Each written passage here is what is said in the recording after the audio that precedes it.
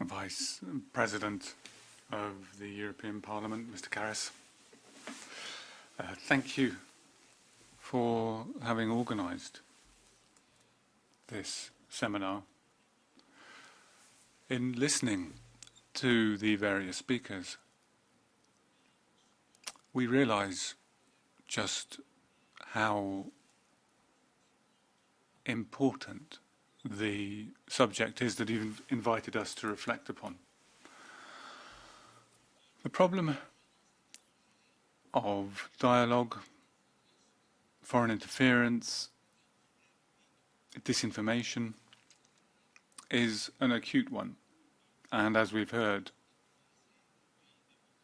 it threatens to destabilize our democratic countries.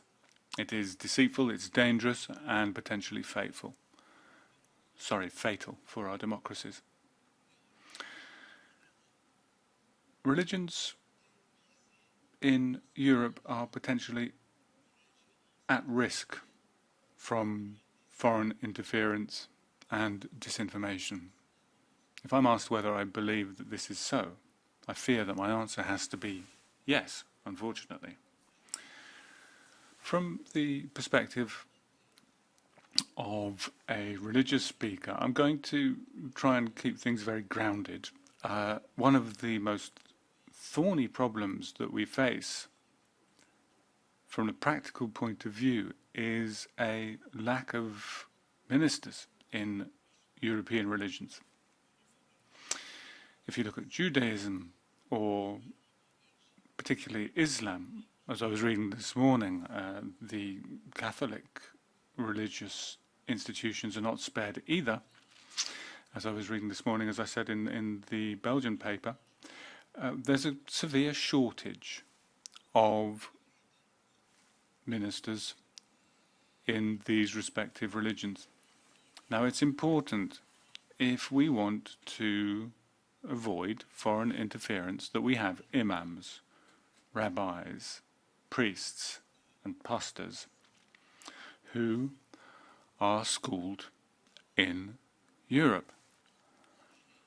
Europe should be encouraging the establishment of schools for religious ministers in Europe to avoid the importing, if you like, of ministers from abroad. It can be that those coming from abroad are responsible for assuring religious education in our own communities and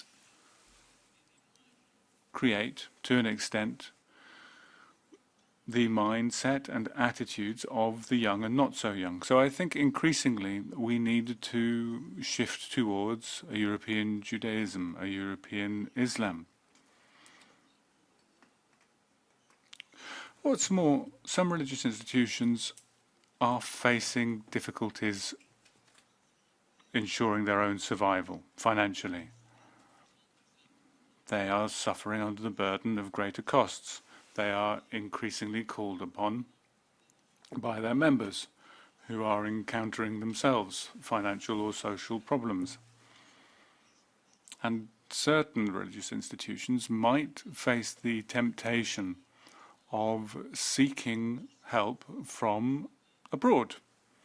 And there they will find willing helpers and as potential source for financial and human resources, enabling them to survive and providing essential tools for their development. It's absolutely essential to ensure that European religious institutions can develop harmoniously without having to rely on potential foreign donors. Maybe now would be an appropriate time to create what I would call a panel of the wise, who could look into such matters, including this one of influence from abroad and other questions that are no less important, and that they can reflect on issues which are of concern to us today and will continue to be tomorrow. Further, if we want to combat disinformation and foreign interference, we need to work together with a shared vision. In order to achieve this, dialogue between religions needs to be an absolute priority. We won't achieve anything if we fail to cultivate a dialogue between us. But at the same time, this is not something, this dialogue, is not something that can remain the preserve of an elite. We need to increase the various points of contact in civil society. We need to raise the profile of dialogue, making it more visible in our towns and cities, where quite often we see mutual intolerance prevail. Each one of us, at our own level, needs to call upon the members of our community to vote. It is a right and a duty.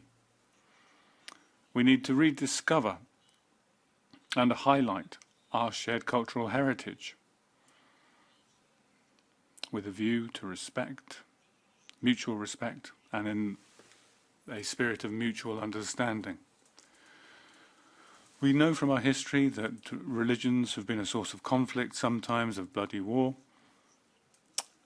However, they have also often been a source of hope and creativity and profound meaning. Religions can, indeed must, contribute to defining our shared objectives.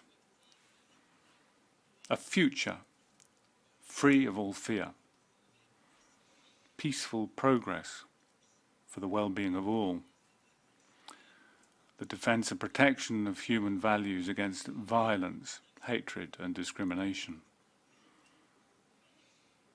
Religions need to share in our progress towards closer cooperation in the combat against injustice and poverty.